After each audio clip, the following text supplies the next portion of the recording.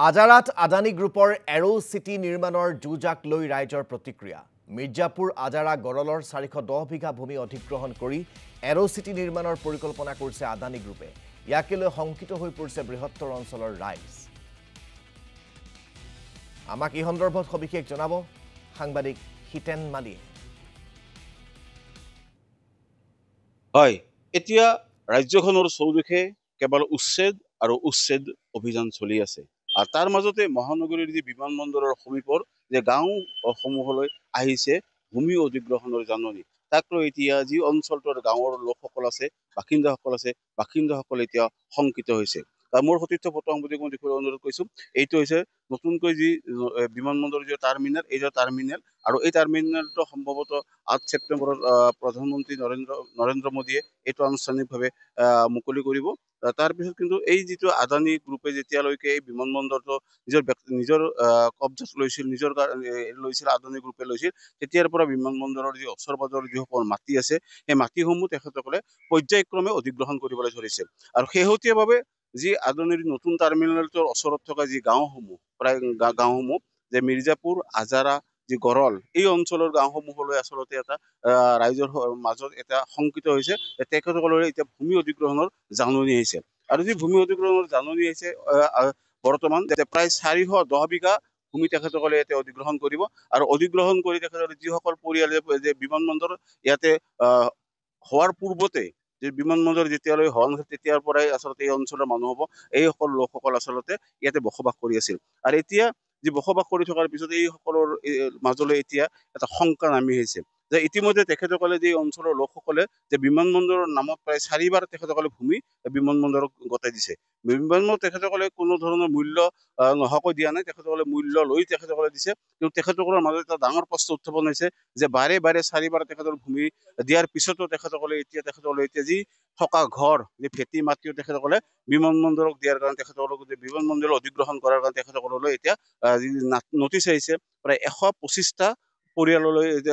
বৰ্তমান আহিছে আৰু মই যি সকল লোক আছে আচলতে লোকসকলৰ আচলতে মই তেখেতৰ প্ৰতিক্ৰিয়া ল'বলৈ চেষ্টা কৰিছো যে আচলতে আপোনালোকে এই অঞ্চলৰ বাসিন্দা গতিকে আপোনালোকে যদি এই অঞ্চলৰ বাসিন্দা ইতিমধ্যে বিমানবন্দৰলৈ আপোনালোকে প্ৰায় 4বাৰ আপোনালোকে বিমানবন্দৰৰ নামত মাটি দিছে মাটি আপোনালোকে এনে মূল্যৰ বিনিময়ত দিছে কিন্তু এতিয়া শেহতীয়াভাৱে আপোনালোকৰ যি থকা ঘৰসমূহ ভেটিসমূহৰ কাৰণে আপোনালোকৰ আচলতে এতিয়া নটিচ আহিছে ভূমি অধিগ্ৰহণৰ কাৰণে কি ক'ব আচলতে কেনেকুৱা আপোনালোক শংকিত হৈছে হয় আমাৰ লোকপ্ৰিয় গোপীনাথ মণ্ডলখন স্থাপন নহৰ পৰা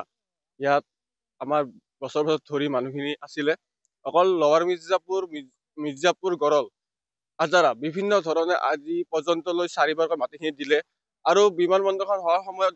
হোৱাৰ সময়ত মানুহবিলাকে ভাবিছিলে যে সংস্থাপন হ'ব কিন্তু আমি ক'ব দুৰ্ভাগ্যজনক কথা আমাৰ বিমানবন্দৰ হোৱাৰ পিছতো আজি পৰ্যন্ত কোনো সংস্থাপন নহ'ল লোকেল ল'ৰা ছোৱালীখিনি যিখিনি স্থানীয় ল'ৰা ছোৱালী যিসকলক থলুৱা মাটি গৈছে তেখেতসকলে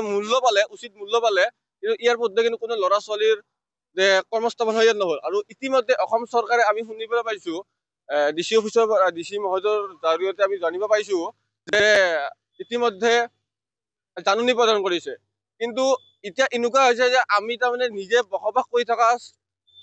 পৰিয়ালটো যিখিনি মাটি আছে সেইখিনিও আমি চৰকাৰক দিব লাগে এয়াৰপৰ্টখন আদানীৰ কাৰণে আমি কোনো পধ্যে নিদিওঁ আৰু আমি এই ক্ষেত্ৰত আমি কথা পাতি আমি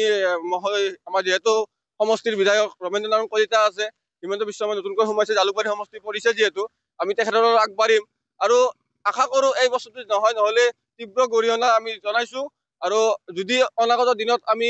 এই ক্ষেত্ৰত নাপাওঁ কোনো সুযোগ নাপাওঁ কোনো সুবিধা নাপাওঁ তেনেহ'লে আন্দোলন কৰিম বুলি আমি ভাবিছো নিজকে কাৰণ আমি চিন্তনীয় বিষয় আমি থাকিম ক'ত উচিত মূল্য দিলা চৰকাৰে বুজিলো উচিত মূল্য দিয়াৰ পিছত আমাৰ স্থানীয় যিখিনি ল'ৰা ছোৱালী বৰ্তমান পঢ়ি আছে যিখিনি ল'ৰা ছোৱালী আছে মানুহখিনি তেখেতৰ স্থায়ী দিব ক'ত উচ্ছেদ কৰিছে উচ্ছেদ চব কোণতে কিন্তু তেখেতসকলে বলপূৰ্বক কৰিলে নহ'ব উচ্ছেদ চবতে নিমিলে কাৰণ আমাৰ খিনি নিজ মাটি হয় নিজ পট্টা থকা মাটি হয় আৰু পট্টা মাটি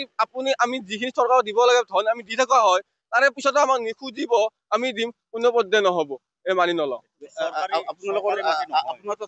নটিচ আহিছে কেনেকুৱা লাগিছে মানে এতিয়া ক'ত যাম কি কৰিম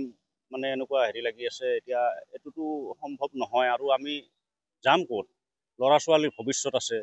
আমাৰো এতিয়া এইগিলাখান যিখিনি মাটি আছে এইখিনিতো আৰু চৰকাৰী ভূমি নহয় পট্টাৰ মাটি এতিয়া দি পেলাই যাম ক'ত আমি মূল্য দিব তেখেতসকলে মূল্য দিলেও যিটো মূল্য দিব সেইটো মূল্যত আমাৰ নহ'ব যিটো মূল্য আমি শুনি আছোঁ যে আমাৰ মাটি এতিয়া এইবিলাক মাটিৰ মূল্য বহুত সেই মূল্যটো নিদিয়ে নহয় আপোনালোকে কি বিচাৰিছে এতিয়া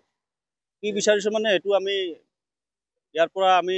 নাযাওঁ বুলি সিদ্ধান্ত লৈছোঁ আৰু এই হৈছে আচলতে এই যি মিৰ্জাপুৰ অঞ্চলৰ যিসকল লোকসকল আছে সকলোৰে আচলতে এটা হিতেন মালি আপোনাক এই মুহূৰ্তত ধন্যবাদ জ্ঞাপন কৰিছোঁ।